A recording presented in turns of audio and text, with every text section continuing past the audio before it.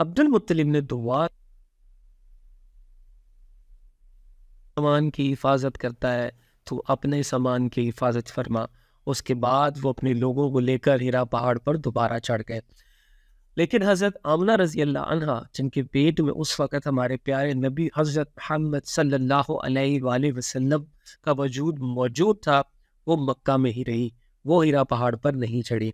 تو آپ اندازہ کر لیجئے کہ جس شہر میں حضور صلی اللہ علیہ وآلہ وسلم کی ذات اقدس موجود ہو، اس شہر کو کیسے تباہ و برباد کیا جا سکتا ہے۔ تو پھر اس کے بعد جب لوگ ہیرا پہاڑ پر چڑھ گئے تو انہوں نے دیکھا کہ اب دیکھتے ہیں کہ اب آن کی آن میں کوئی حملہ کرے گا۔ تو اس کے بعد وہاں سے ابرہہ اپنی فوج لے کر روانہ ہوا۔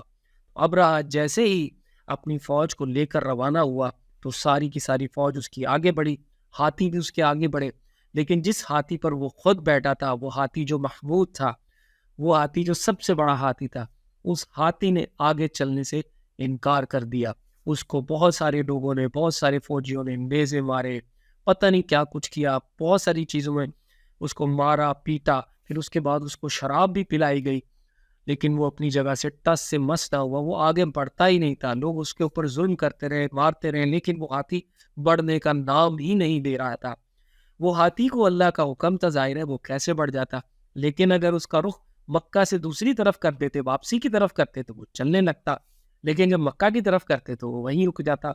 تو یہ بڑی عجیب بات ہوئی وہاں پہ، یہ جو سب سے بڑا ہاتھی اس وقت موجود تھا، اسی نے چلنے سے انکار کر دیا۔ اس ساری شش و پنج میں جب یہ سب کچھ واقعہ ہو رہا تھا کہ اچانک